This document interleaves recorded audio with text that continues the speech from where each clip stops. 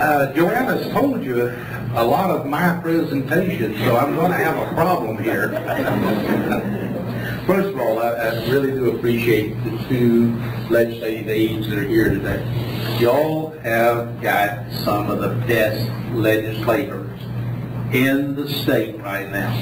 I cannot say that about past history of this region, but I can say that Benequisto and Hudson are two of the best, and they do have a social services leader, both of them.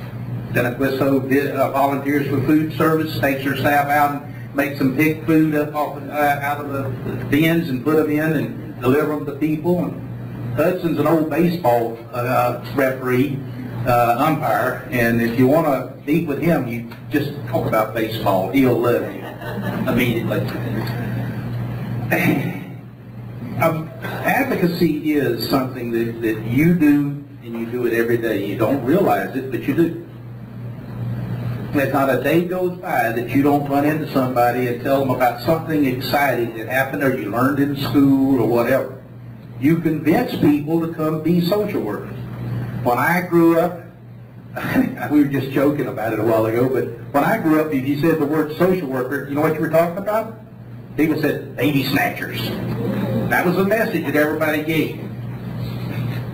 Years and years of experience working in the field of health and other areas, and I had luckily in Sarasota County, I had my own social worker who worked with me on getting people who needed services, people who had legs amputated and couldn't get any health care coverage or anything. Those people came to the ball game and found a solution for us. That to me is what a social worker is, a person that doesn't look at a problem and say there's not a solution. And I think that's what's important about you. Now, we laugh about this bill, the title protection. Now, I'm not going to say the person's name, but she's sitting in front of me. Well, I'm sorry. I had a senator from up in Bradenton area who I was having trouble with. I couldn't get him across the line. So I brought this young lady in to visit with him. After, I think, about 20 minutes of being harassed by him, she finally looked at him, and her southern little accent came out, and she just, before it was all over with, he just looked it up and said, "I'm going to vote for this damn bill." That was his answer.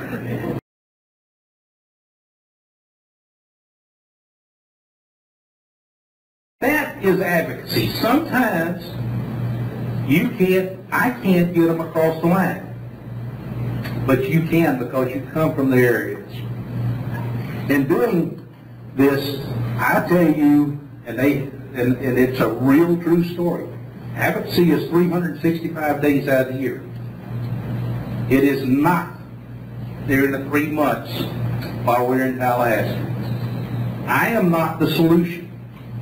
I'm just the person that harasses the devil out of these people. I'm always either trying to get in their office or get a meeting or whatever, or get them to listen. You are the advocates. And your job is 365 days out of the year. If you don't believe in what you're doing, social work, you need to get out of the field now.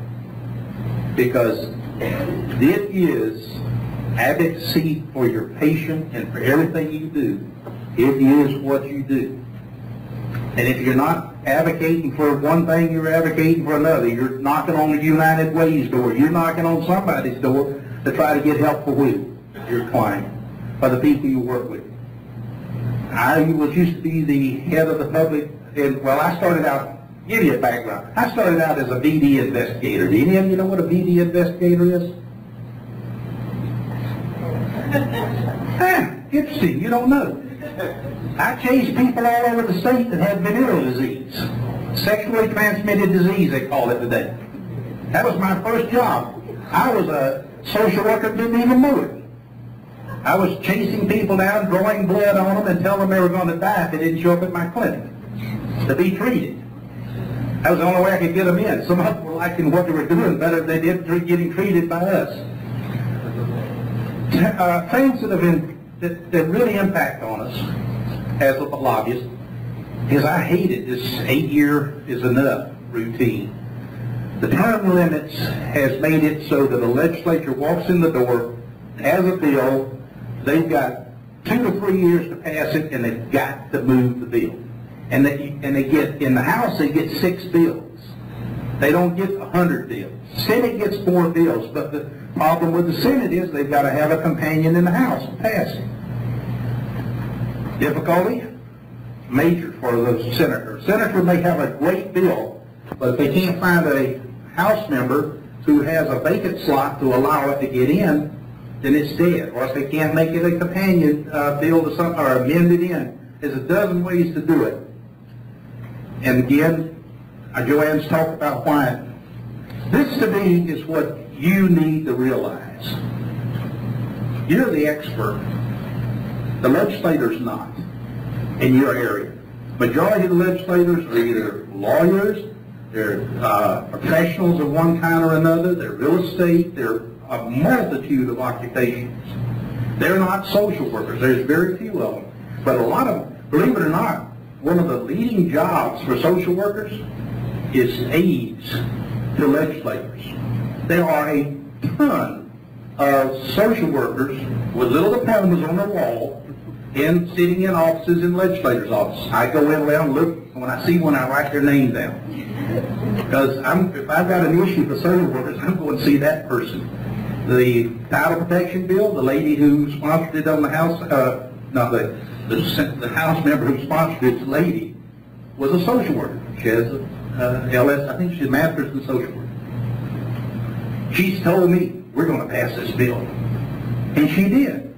She worked her rump off for it, being honest with you.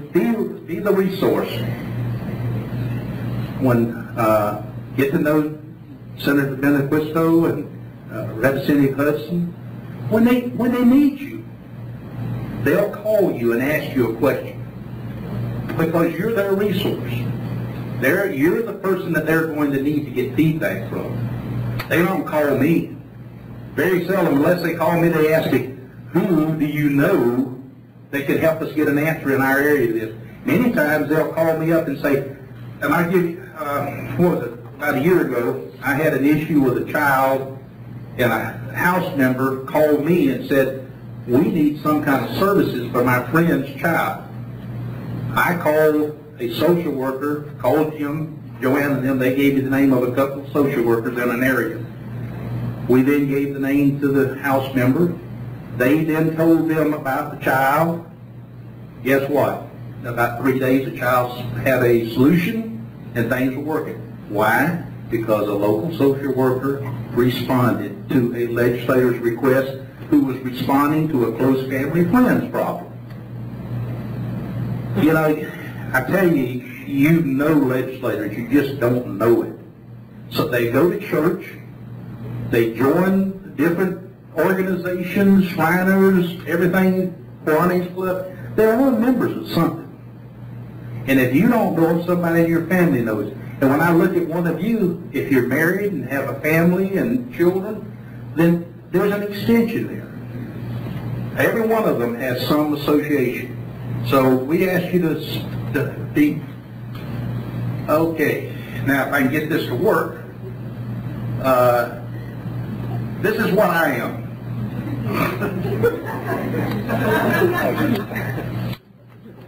Believe it or not, I am. I know I seem so shy up here. But in my job, I have to be aggressive. My job, I have to work around getting the attention of people. Sometimes it's fundraising for a legislator. I raise, I think for my partner and I, we raise probably $30,000, $40,000, $50,000 a year that go into campaigns and different legislators. I'm not embarrassed to say that because these people can't run for office without somebody helping them. Because frankly, a house job, running for a house is probably $500,000 or $1 million worth of campaign costs. Printing doesn't get cheaper.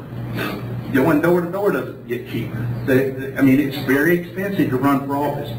You know, I'd love to see a lot of you do it, but I tell you, you better figure out if we can get a few dollars to do it because it's not cheap. And they really do have a problem.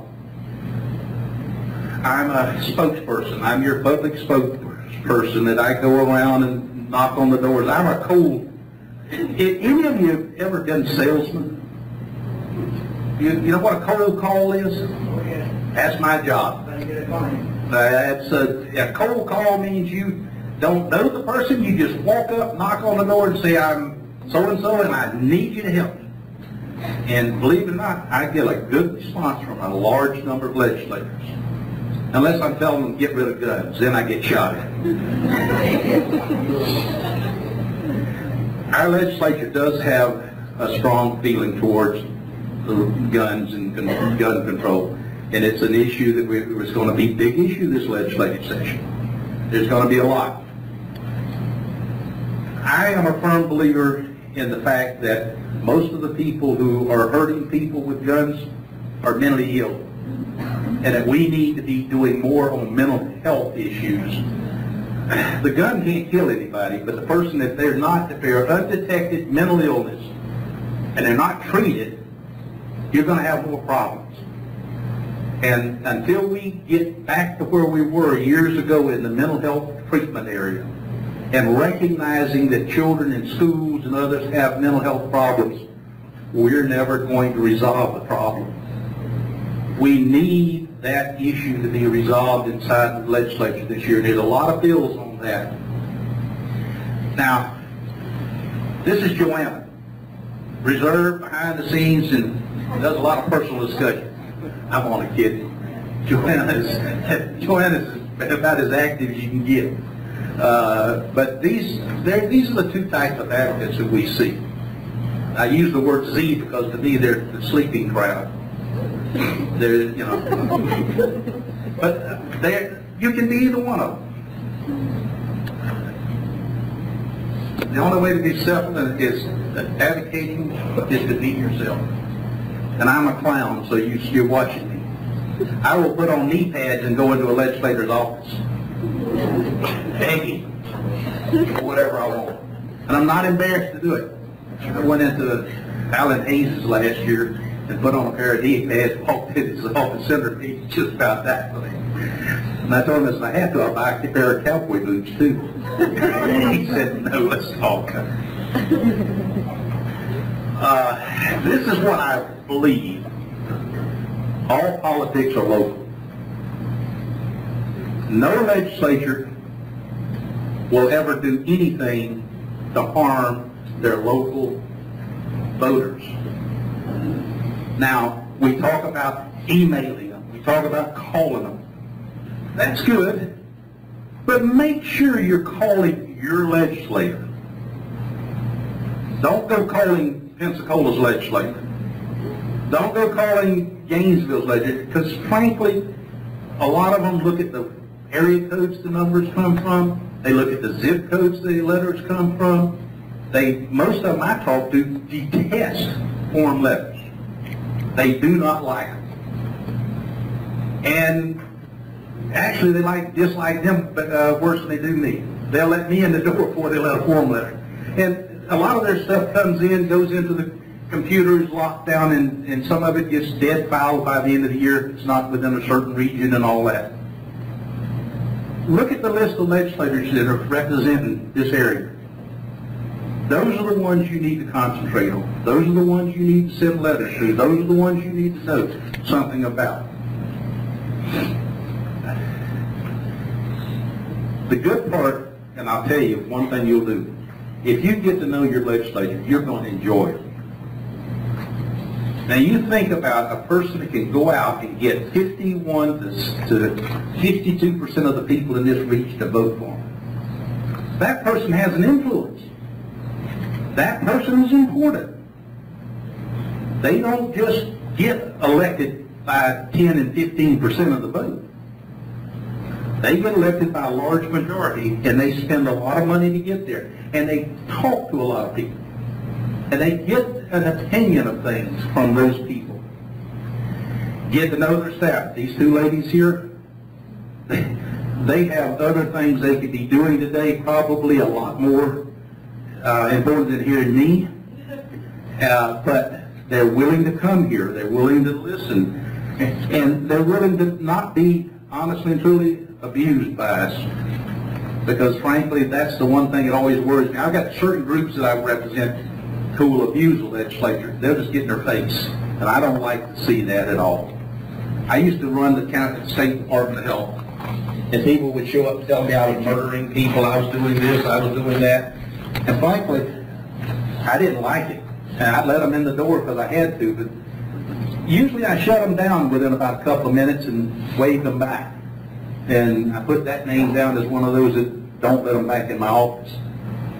These people do a job. They do the job they believe is what's needed for their region and help their region.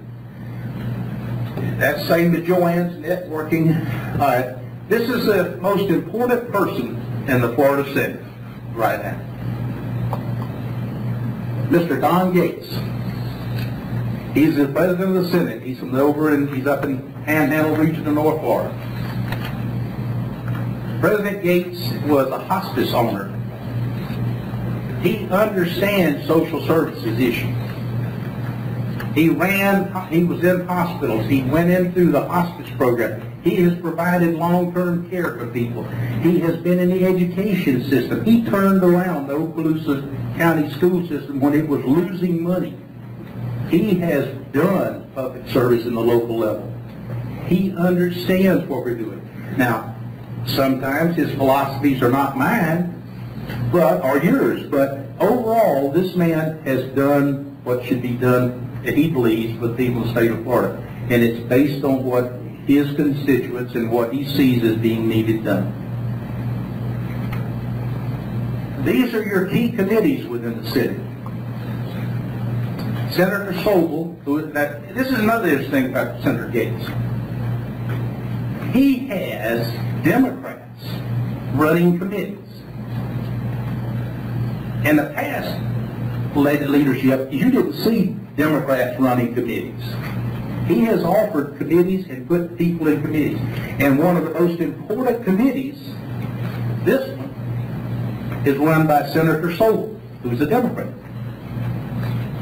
Now, I don't know if there's any way you can realize it. This man doesn't seek party lines most of the time. He works across them a lot. Healthcare is another committee. Healthcare primarily is dealing with assisted living, different issues that you would see out there in education. One of the issues we're going to try to push this year in the education area is our answer to gun control. We believe that as what's the Secretary of Education? Arnie Campbell? Duncan. Arnie Duncan made a statement that in his schools when he was in Chicago, that instead of hiring police officers walking around with guns, he went out and hired school social workers. He saw a reduction in the crime in the schools. He saw better health care delivery for the children in the school and better mental health services. Now, if you can do that in that community, Lord knows, why can't you do it in the state of Florida? Because we don't have as much violence as there is in that community. Every day I read the paper about people murdered, shot, killed in that community. But his belief is that hiring more social workers in the school system versus putting armed police officers in the school system can reduce the crime in the school system. Now that's a great honor to you guys. This guy's Secretary of Education. He's made a beautiful statement for social workers inside the school system environment. We're going to try to approach education. Bill Munford, who is the chairman of that committee, we're trying to convince them that we need to think more along the line of putting school social workers in. Another issue that you can get out and talk about to people and ask them to consider it. There is no bill, but there will be a committee bill coming out of that that says what education wants to do on this. And a lot of the people believe that, I sit there and listen to somebody, give guns to bus drivers, give teachers guns. I mean, I don't know if arming the nation is going to resolve the mental health issues that we're facing and the social issues at all. Health and Human Services appropriation, anytime we need money, it's got to go through there. 2, 4. I've got a heavy finger. Here are two of the key people right now, Senator Sobel, who's got the Health Family, and Senator Negron. Senator Negron is going to be the person who is dealing with the expanded Medicaid program, and he's dealing with the exchange program. An exchange program is, I mean, we have a good example of it right now inside the state of Florida. It is your citizens' insurance program. Medicare has had exchanges for years. If any of you are old enough to be Medicare eligible and you want to go and get with Humana, you've got the gold plan, you've got the standard plan, you've got the bronze plan. You can be a Humana gold, you can be Humana bronze.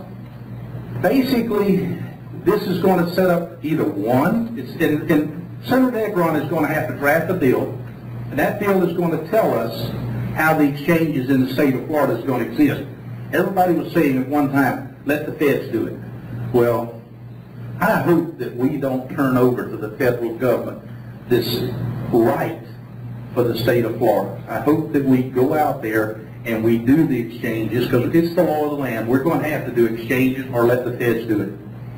And if we do exchanges, it's going to have to be set up in such a manner that there is a standard package of health care, and then there are other layers of it. More expensive, better services, and those things that will be offered to people. Now, that is still in the formative stage, and if you're asking me to give you an answer for what it's going to look like, I cannot. Because I don't even think the legislators yet know what it's going to look like, because the hearings I've gone to, Lord knows. I don't even know how Negron has sat through a couple of them. I think I would have had somebody arrested and thrown out of the meeting. There was one lady that came in that jumped up in the middle of it. She's an attorney. Jumped up in the middle of it and started screaming and hollering at him. And I'm sitting there going, you know, this lady's an attorney. She's graduated from law school. Now I found out she's been fired by 2 agencies because of her advocacy issues. She's got a violation of the Hatch Act. I'm sitting there going, why is she even in the room? But I made the mistake of getting up front and sitting down because I got a bad hearing problem. I wanted to hear what was being said, and I got surrounded by all of these really anti-exchange people, and I was trying to figure out how to get out of it before they started killing each other. It really is violent. I mean, this is a violent issue, and how it's going to work out, I'm not sure, and I can't give you the answer to the exchange. But Senator Negron, God bless him, he's been given the challenge, he and his group, and they are, as I say, they're having meetings after meetings after meetings. Yes, ma'am. Has NASW a position on, and that we can start lobbying now about what we think are the better exchanges, better ways of planning? I'll have to say this, I think Joy and I can probably say no to that because we haven't had enough to see what is actually being, you got to see the bill before you can actually start figuring out where it's going. And at this point, I've looked at Massachusetts, I've looked at Ohio, I've looked at several other states and how they're handling the exchange. I don't think Florida will handle it the same way because Florida's a different, but we've got a huge population of retired citizens here, which is going to make us have to do it different than a state that has a young population and very little retiring.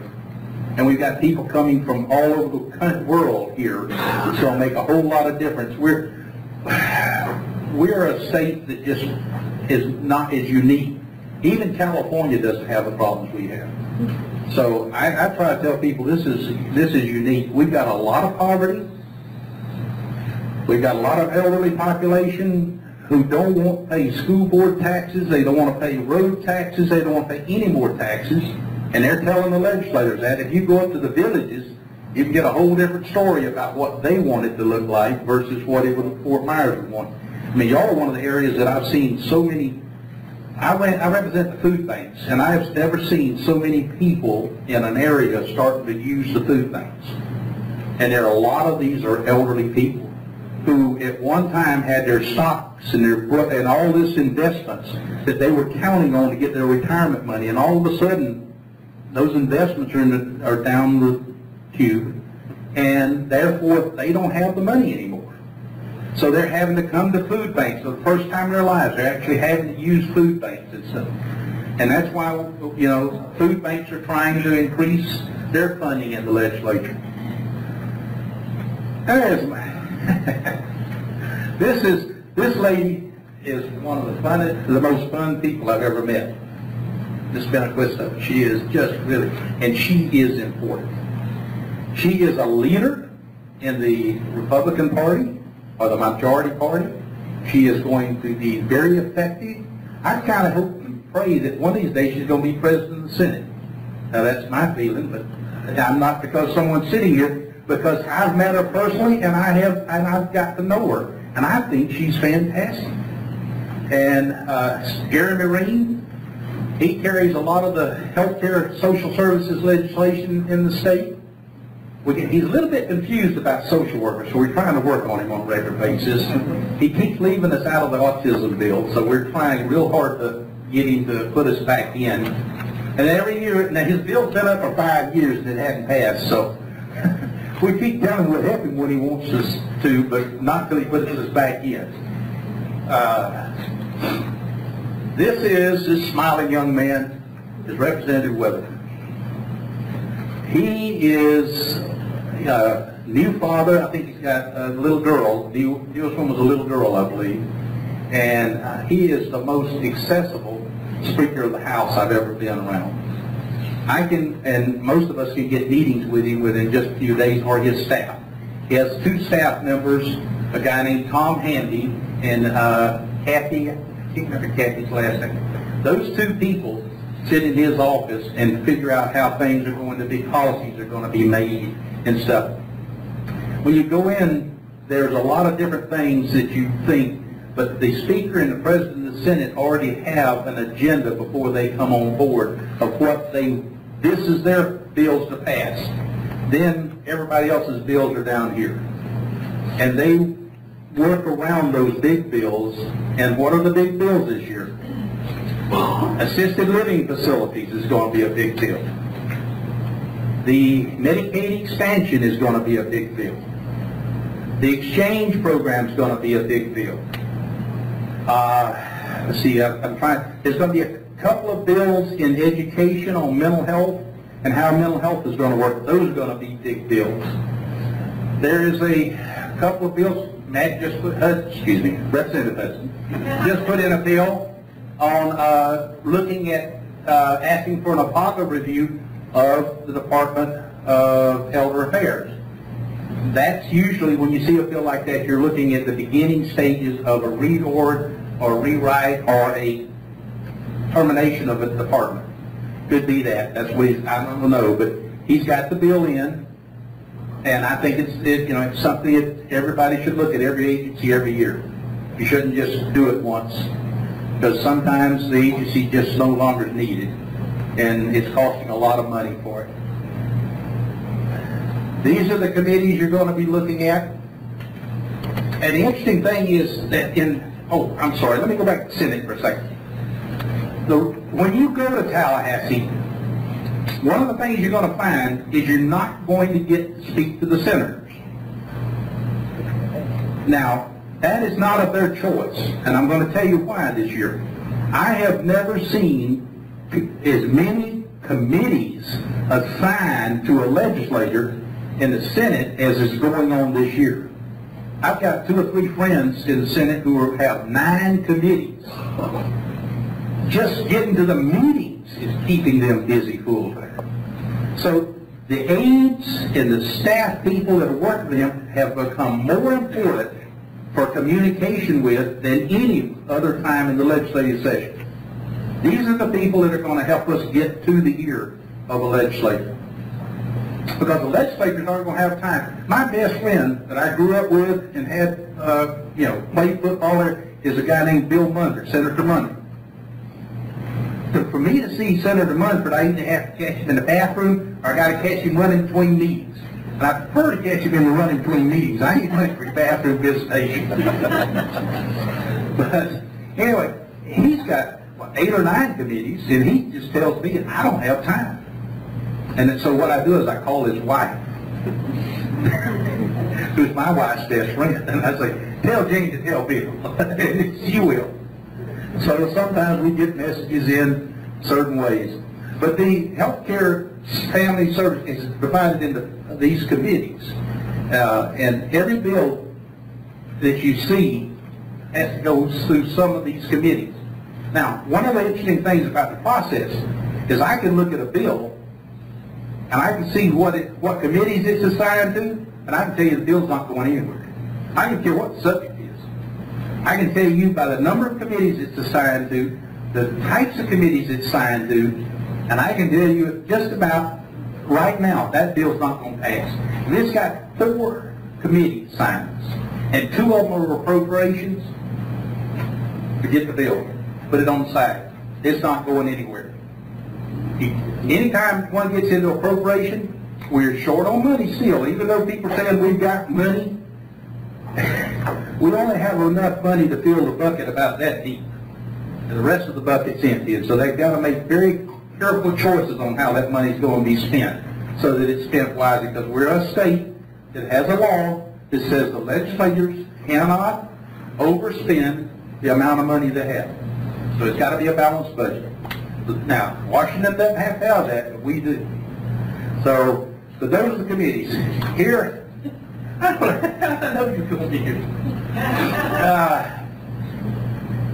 Healthcare appropriation, education, and this is the new guru of the Representative Grimsley now, Representative Grimsley's job, head of appropriations for the House. These are the 3 people that are going to control the money flow. They're going to control a lot of the bills, and they're going to control how the system is going to work in these areas that we are interested in. Now, railroad, if you're working with trains and transportation and that kind of stuff, there are other committees. But I usually just look for committees that actually affect the legislation that we have to deal with. And I try to get to know the people in it. These are key leaders, Representative Thurston and Representative Petronas. I put Petronas up there because he's from my home area and I like him. Thurston is the minority head in the House of Representatives. He is a key person that you go to if you want to get a Democratic support for a bill in the House.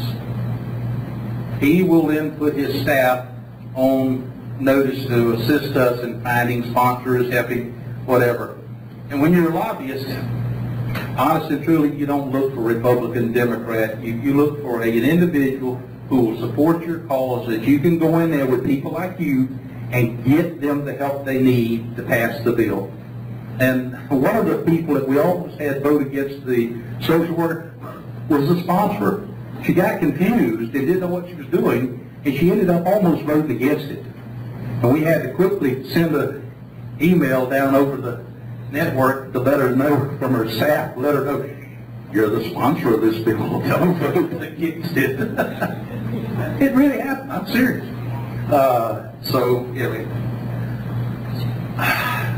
This has been the biggest problem we keep having, it's the musical chairs. At the national level, it's happening.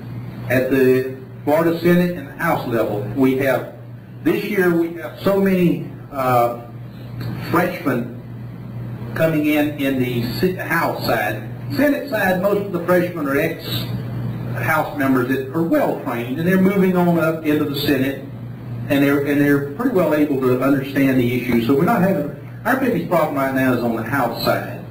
A lot of the House new members don't want to take bills. If you look at the list and you go online at the House bill and you look at pull up a senator or House member's name, and it'll show the number of bills they're sponsoring. There'll be 2 bills, 1 bill, 3 bills. Some of them have no bills. And the reason they're holding on to it is because they don't have an answer. We'll pull up. Okay. Okay. And now, this is something I try to, and I'm going to run through this real quick. I tell you that there are 4 seasons to advocacy. The reason I say that is because state government and state budgets and state bureaucracy run year-round. As the head of the Department of Health and head of their budgets and finances and all, this time of the year, I had already submitted this coming year's appropriation bill back in July before I ever got release of the new money for this year. Is that crazy?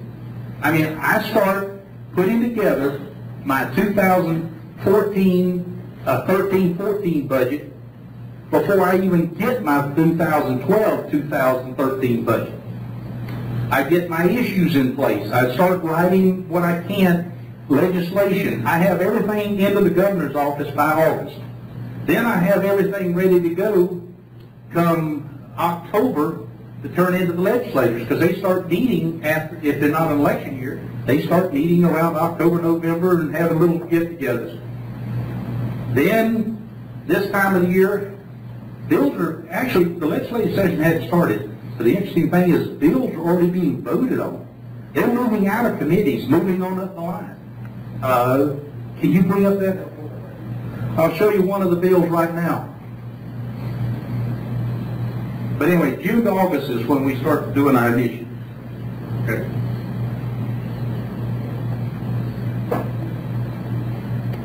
I've got, okay, this is the Florida House website we were talking about earlier. This is the bill that we're going to talk about this session. It's sponsored by, you can see who it's sponsored by, Campbell. It's involuntary examination under the FAPE Act. What this bill does is authorizes, in very simple point, authorizes physician assistants and ARNPs to do involuntary examinations of people under the FAPE Act. Now, we have a problem with this to some extent because we're concerned about the training. I don't know if every ARNP in this state is trained to deal with mental health. I know that in the issue with the physician assistant is that they can only do what their physician allows them to do. So they have to be working for a psychiatrist or someone who specializes in the mental health field. So right now, technically by law, the physician assistant can do that. They can do involuntary examinations. But we don't know about ARNPs, and so we're looking into it. We have not made a position on it, but we're trying to figure it out. So this is what, and it's scheduled today at 2 o'clock. It will be heard in the Health Quality Subcommittee. So at 2 o'clock today, that bill will be heard. Now, it may pass out of the committee, it may not pass out of the committee. We don't know.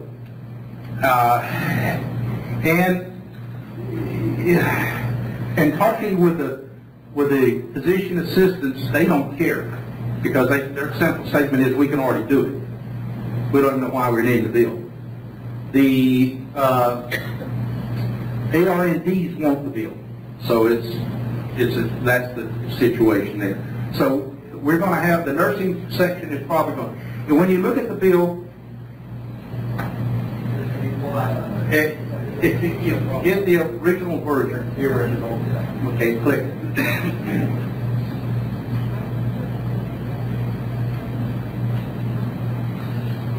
Takes time for this stuff to load for someone. Okay. All right. This is the bill drafting short analysis of the bill that tells you pretty much what's in the bill. Now, if you go down through, you see what Joanna was talking about. See all this language that's not struck through or underlined? That's present language. It's 3 pages to this bill. When you get down, see, this is where they've added. It said a physician, clinical psychologist, psychiatrist, nurse, mental health counselor, marriage and family therapist, or clinical social worker. And then so they've inserted 2 new people into the field. Don't know about I know about the physician assistant, based on the laws and the court cases, we should, but I don't know about the training of, and if any of you are advanced registered nurses, please don't take this in the front. I just don't know about the training, so we have to we have to, as a group, look at it and make sure that those people are trained properly to be able to do this, and it doesn't put untrained people doing that. That's all. And that's pretty much the bill. And then we have to, as Joanna and everybody will review it, have the board review it, the board will make a decision, and then my job is to go around and try to tell the legislators what the position of NASW is on this bill. At the same time, they'll ask you potentially to tell what your position on it. Okay. Can we do that?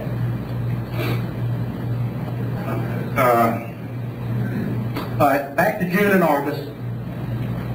This is when I really like for you to meet with the aides and other people out in the field, because frankly, their workload is not geared up yet. They're having some free time now. They're not sure to say free time, it's really not true, but they have more time on it than they did when it starts later on in the year. Because then they start having these local, what do we call it, delegation meetings. And when they start having local delegation meetings, you need to be there.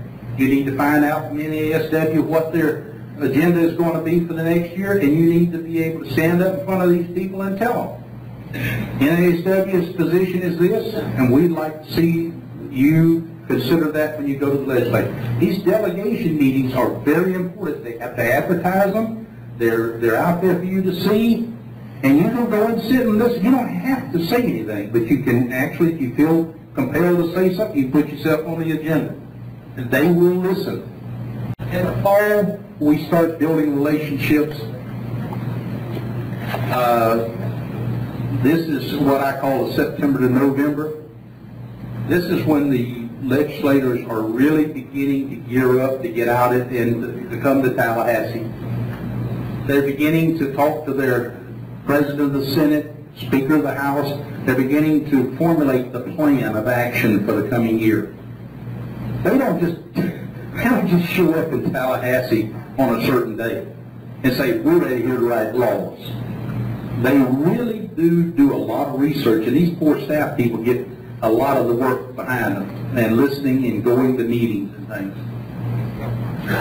Okay. The winter. I'm looking at my time. Okay.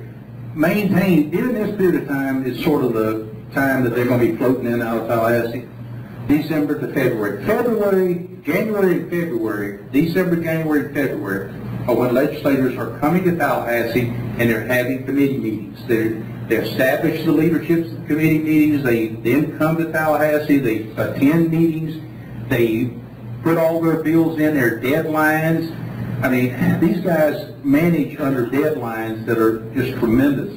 I have bills sitting in bill drafting because of a deadline. I don't have a sponsor for the bill, and I on either the Senate or the House, but I have them because a representative or a senator agreed to put the bill into bill drafting. Well, it's no good until I can get a sponsor. Once I find a sponsor, we pull it out and then assign a number to it. But I got to get a sponsor on the Senate and the House side. The hardest place to get sponsors on the House side, because the way the system is set up, they can only put in 6 bills. Some of the senators, the House members, are important to the Speaker of the House, and they're not allowed to put in any bills, except when the Speaker gets his bills, he will assign them to him that he won't send, because he's not going to be putting bills in. So somebody you'll see them, they have 2 or 3 bills, and the Speaker may have plans for them to put 3 other bills in that he wants. It's a very complicated, it really is a very complicated system, and when you get up there and you start working with it, you start going, my God, how does anything ever get done up here? Then we get into, but that's what's going on now, and then we go into the final, which is March to May. This is when they are on the hot seat. They are roaming the Capitol. They're writing bills. There are people showing up from everywhere, telling them what the right thing to do and what not to do, and some of them threatening them. And this is the time of the year. Now, back to our discussions on, make sure you're talking to your And the word she used was constituent. Make sure that this is your legislator you're talking to.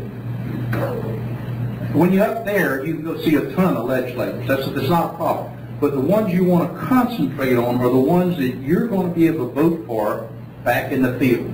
Or you're going to be able to work for in the field because they'll know who you are. They'll remember who you are. They won't forget you.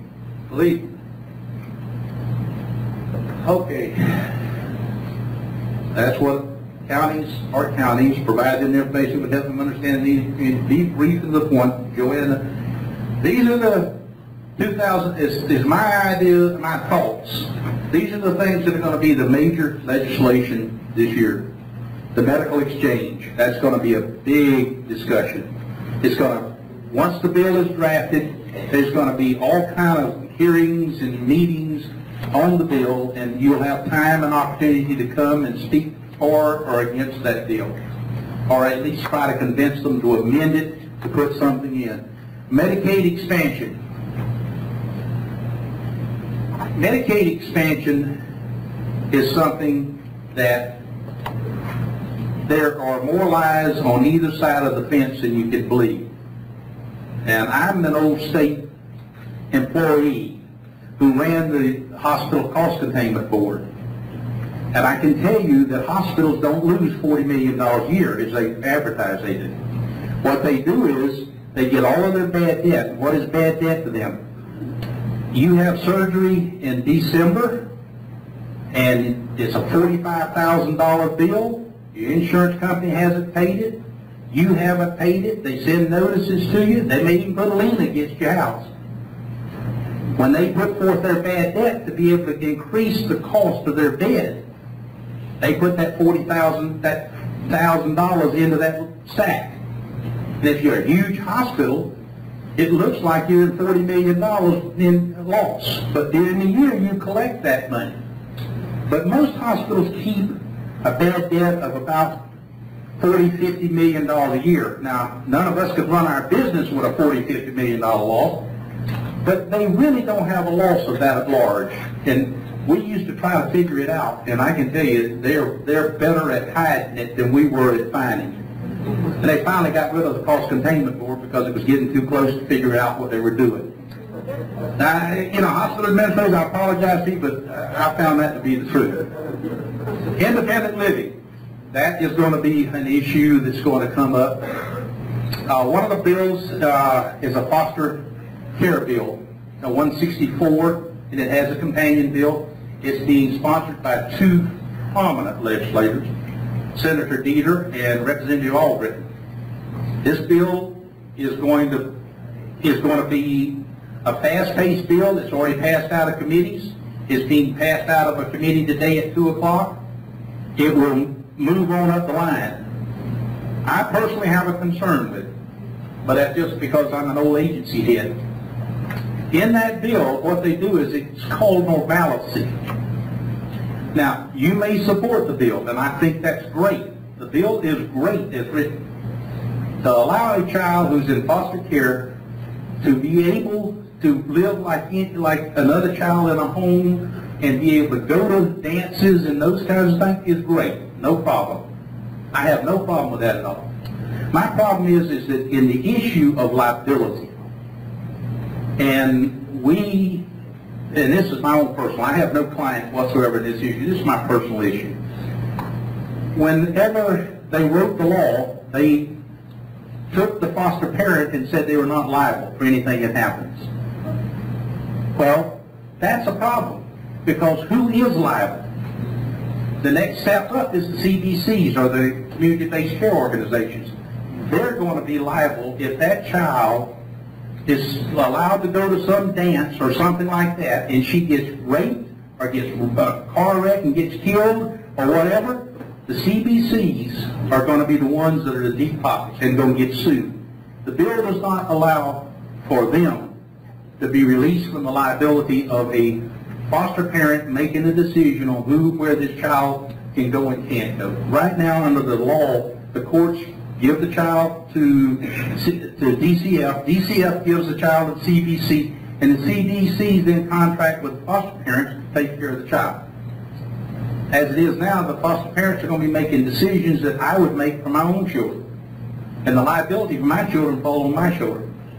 So, you know, that's a problem, and I think the legislature will recognize it sooner or later, and will try to figure out how to fix it. Because it's a well-intended bill. I really like the bill overall, other than that one little issue. That bill allows these children who haven't ever been able to have a normal life to have some kind of normalcy. And when you get in high school, you guys remember, you go to the dances and all that stuff. Well, these kids can't, so it's a problem. I know, I'm finishing. All right.